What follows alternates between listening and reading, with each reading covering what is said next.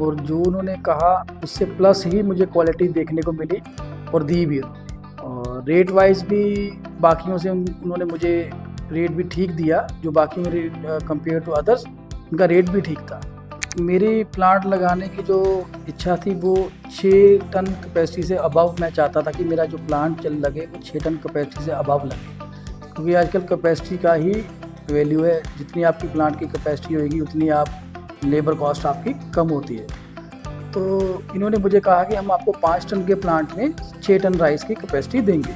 मेरे को आज मेरा प्लांट रनिंग में है और ये बिल्कुल सच है कि उन्होंने मुझे 5 टन का प्लांट दिया और जो मेरा आज प्लांट चल रहा है मुझे 6 टन की कैपेसिटी दे रहा है। हर एक को यही रिकमेंड करूँगा कि आप एक बार जो भी कोई नया प्लांट लगाने के लिए, राइस यूनिट लगाने के लिए देख रहा है, तो आप एक बार गिल ग्रो इंडस्ट्री में ज़रूर विज़िट करें, उनसे प्लांट लें। गिल ग्रो इंडस्ट्री के साथ जुड़ने से मुझे एक चीज़ ये भी देखने में मिली कि इनको अगर हम सर्विस कॉल करते हैं ना तो ये विद इन आवर्स में हमें सर्विस प्रोवाइड कराते हैं, जबकि अदर्स मैन्युफैक्चरिंग जो यूनिट्स होते हैं वो तब तक आपको सर्विस देते हैं जब तक उनका यूनिट आपके इंस्टॉल नहीं हुआ। इंस्टॉलेशन करने के बाद कोई भी सर्विस नहीं देता। इनकी एक खासियत ये भी है कि सुबह अगर मुझे कोई रात को दिक्कत आती है तो सुबह तक ये सर्विस वाला अपना बंदा प्रोवाइड कर देते हैं। तो आओ मैं आपको गिल ग्रो जो उन्होंने मुझे प्लांट मेरा फिटिंग करके दिया है तो मैं आपको दिखाता हूँ, आओ चलते हैं। जब मैंने ये प्लांट की डील फाइनल करी भाई के साथ, तो तब इन्होंने मुझे बोला कि मैं आपको पहले प्लांट का सारा लेआउट स्केच तैयार करके दूंगा, जिसमें मैं आपको 90% लेबर जो है वो सेव करके दूंगा।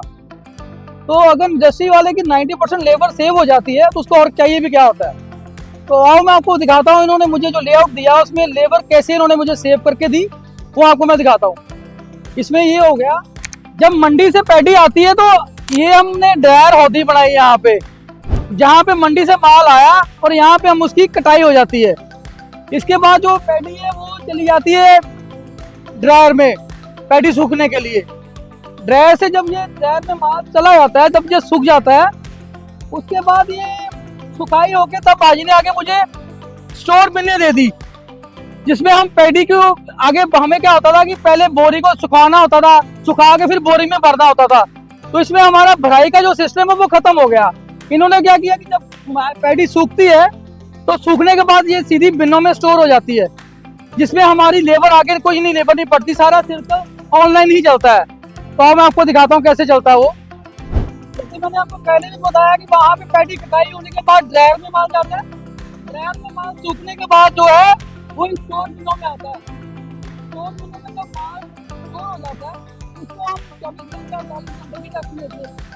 रख लेने के बाद इनका अलग अलग सर्कुलर, जैसे ये हमारे यहाँ कट लगी है, तो जो बिन हमें जो पहले माल जमा में दिया होता है वो स्टोर बिनों में उसी को खोल देते हैं। तो फिर टर्न बाई टर्न हर बिन को खोला जाता है। उससे ये माल आगे हमारी पैदा होती के होने के बाद ये माल आ जाएगा ये पैडी, यहाँ से हमारी मिलिंग सेक्शन शुरू हो जाता है। जैसे कि मैंने आपको बाहर बताया कि यहाँ से हमारा मिलिंग सेक्शन शुरू हो जाता है।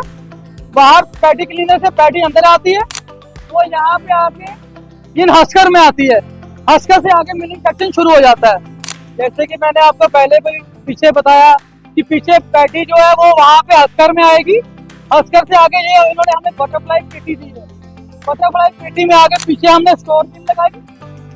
स्टोर बिन से वो माल जो है वो पॉलिशर में आता है। पॉलिशर से आगे माल जो है वो सिल्की में, और सिल्की में सीधे आगे चला जाएगा। वहाँ पे वो हमने राइस होदी बना दी। राइस होदी जो है वो वहाँ से माल सीधा हमारा सॉटेक्स में चला जाता है। फिर ये हमारा पॉलिशरों से जो राइस तैयार होता है वो तैयार होके फाइनल यहाँ पे आ जाता है। फाइनल होने के बाद फिर ये हम आगे सॉटेक्स के लिए चला जाता है। जैसे कि मैंने आपको पहले बताया कि पीछे हमारा फाइनल आ रहा था, फाइनल राइस, फिर वो फाइनल राइस आगे सॉटेक्स में आता है।